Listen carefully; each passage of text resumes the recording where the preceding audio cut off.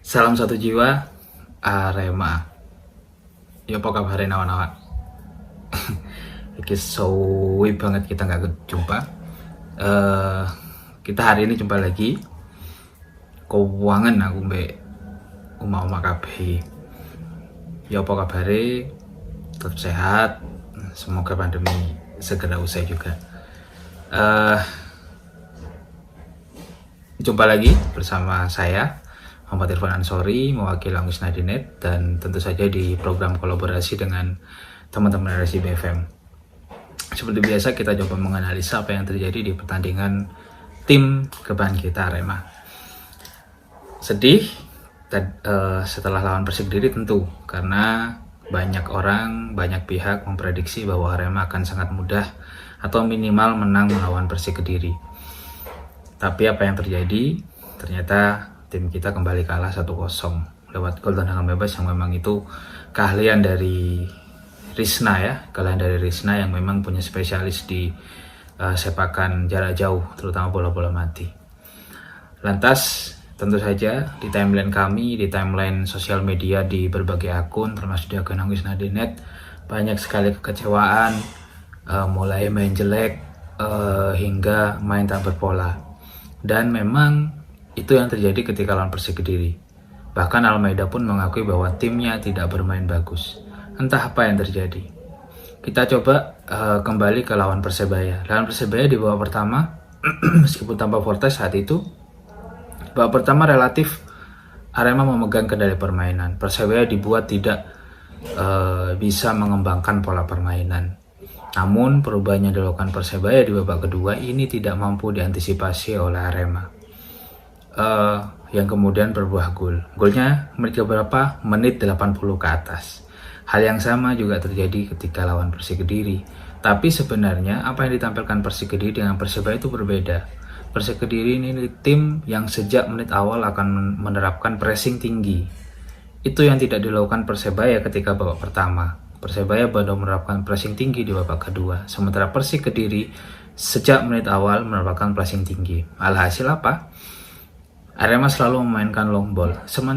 Bagi saya, bagi kami, sebenarnya main long ball itu silakan, sah-sah saja, tidak ada yang melarang. Tapi jelas umpannya ke siapa, kemudian apakah itu kosong atau tidak. Kalau kita berkaca pada tim-tim luar negeri yang kemudian beberapa kali memainkan umpan panjang, itu tentu tepat sasaran, minimal ada yang heading. Sementara di Arema tidak, ada beberapa long pass yang justru tidak menemui sasaran. Pemainnya kemana, long passnya kemana, ataupun bahkan long pass selalu tertuju pada Fortes. Ingat, Fortes ketika harus menerima umpan, harusnya di sekitar dia, di dekat dia, itu ada pemain lain. Sehingga ketika ada long pass kepada Fortes, dapat diterima dengan baik oleh pemain yang lain. Tapi tidak, Fortes sendirian, dikasih long pass, di sekitarnya ini nggak ada. Sehingga bola duel, entah itu kena kepala Fortes atau yang lain, tidak ada kemudian pemain di sekitarnya sama sekali, sehingga sudah hilang, peluang itu hilang. Itu yang pertama terjadi. Dikarenakan pressing atas itu, opsinya memang memain long pass, tapi long passnya pun gak efektif. Babak pertama, babak kedua long pass pun gak efektif. Sebenarnya Persik Kediri tidak kuat-kuat amat dalam lini pertahanan. Babak pertama bahkan ada 2 peluang matang yang sebenarnya dicetak oleh Arema. Fortes sayang di tepis kiper dan tendangan John yang kemudian kena mister gawang. Harusnya ini kemudian dieksplor, tapi sayang memasuki babak kedua ada beberapa pergantian pemain yang mungkin secara strategi tim bukan kemudian menajamkan permainan, tapi justru tidak bisa memberikan kontribusi lebih daripada babak pertama. Tidak ada peluang yang emas kecuali sepakan Ridwan pada babak kedua. Selain itu tidak ada, relatif tidak ada. Sebenarnya pertahanan Persik Kediri juga gak istimewa banget, karena bisa ditembus gitu loh. Shot on Arema itu jauh lebih unggul. Itu membuktikan bahwa sebenarnya bisa ditembus. Tapi karena satu, di pressing tinggi oleh lawan, tim bingung mau main umpan pendek, bingung, sementara sebelum ketika sudah masuk area lawan, bingung mau umpan kemana, itu bingung sehingga buntu ataupun kembali ke belakang di long pass lagi ke depan. Satu, Arema nggak mampu mengeksplor kelemahan Persik. Keunggulan Persik adalah memang di pressing tinggi, mereka efektif di pressing tinggi sehingga mencoba untuk mematikan lawan. Tapi ketika pressing tinggi itu otomatis garis pertahanan mereka akan tinggi. Ini yang tidak dimanfaatkan. Beberapa kali, tidak hanya lawan Persik Kediri, Arema itu ketika dapat counter itu useless jadinya. Tim lawan sudah menyerang, kita dapat counter, sayang umpan-umpan kunci kipasnya tidak akurat. Ya sehingga ya sudah hilang lagi peluangnya. Akhirnya tidak jadi apa-apa. Kemudian pergantian pemain di babak kedua juga relatif tidak efektif. Dari 3 pergantian pemain di awal babak kedua, mungkin hanya Sandi Sute yang kelihatan kontribusinya. Bagaimana dia kemudian menjelajahi lapangan. Sementara Diego sama Dedik relatif tidak ada kontribusi berarti. Maksudnya Ridwan lumayan memberikan beberapa ancaman.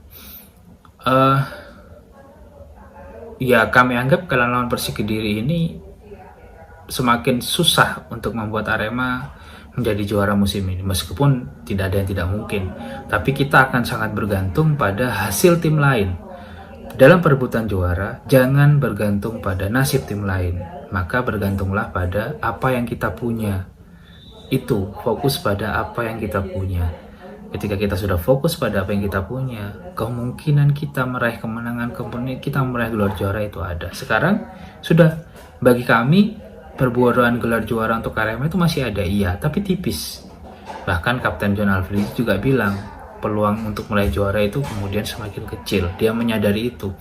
Apalagi 6 lawan berikut Arema, Barito masih berjuang degradasi, Persib, Bali juga masih berebut juara. Oke, 3 lawan lain setelah itu mungkin relatif aman setelah secara klasemen. Ada Persikabo, Borneo ataupun PSM. PSM belum aman, tapi mungkin karena ini di laga terakhir mungkin akan terlihat sudah aman atau tidak. Nah, ini membuktikan bahwa sudah mungkin kami di tweet Agus Nadian tadi malam, kita harus mengingat apa yang terjadi di awal musim tim ini. Tidak banyak Aremania yang berekspektasi. Mulai dari pelatih, komposisi pemain, tidak ada yang berekspektasi tim ini bahkan masuk 5 besar. Tapi apa yang terjadi di 25 laga memunculkan asa dari Aremania. Ini juara. Tapi 2 kekalahan dengan lawan Persebaya dan Persik Kediri, saya pikir kita harus kembali ke awal musim awal-awal. Kita kembali harus kubur asa untuk keinginan juara itu agar ya sudah kita bisa terima bahwa kenyataan bahwa mungkin memang Arema belum bisa mengulang kisah manis juara ISL dulu. Ya ini yang harus kita terima. Positifnya apa kalau kami melihat tim akan tidak terbebani. Tim lebih akan bisa main lepas. Ini jadi pembuktian. 6 laga ini akan jadi pembuktian bagi Almeida, pembuktian bagi pemain. Apakah kemudian musim depan masih layak melatih dan bermain di Arema? Tunjukkan saja permainan yang bagus. Udah cukup. Tunjukkan saja permainan yang bagus. Kalau kemarin sebelum lawan Persebaya, selain gengsi juga ingin mempertahankan unbeaten. Kalah selesai sudah. Tidak ada beban soal unbeaten. Kemudian lawan Persik ingin terus meraih kemenangan untuk menjaga asa juara. Sudah. Kita kalah, asa juara pun semakin mengecil. Sudah tidak ada beban. Harusnya relatif tidak ada beban. Arema setelahnya kembali ke awal musim, tidak ada beban. Ya bermain. Maka kuncinya besok ketika 6 pertandingan terakhir sudah. Tidak usah fokus juara. Fokus kasih main bagus. Fokus membuat Aremania senang. Saya yakin pemain, pelatih membaca itu sosial media mereka. Bagaimana Aremania kecewa dengan permainan tim. Nah, 6 laga terakhir ini pembuktian bagi tim Arema bisa bermain bagus. Kalian membuktikan bisa bermain bagus. Membuat senang Aremania. Bermain bagus selama 90 menit bukan hanya 1 babak. Saya pikir dengan kekalahan Persik Kediri, hikmah positifnya adalah pemain akan lebih melepas beban mereka untuk juara, dan harusnya bisa bermain lebih lepas di pertandingan-pertandingan berikutnya tanpa beban,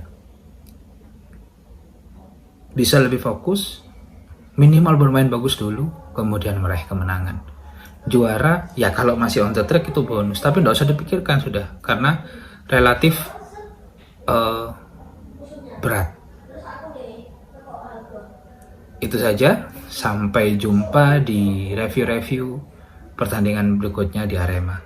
Semoga di 6 pertandingan ke depan tim bermain lepas, mampu bermain bagus, dan mampu memberikan yang terbaik.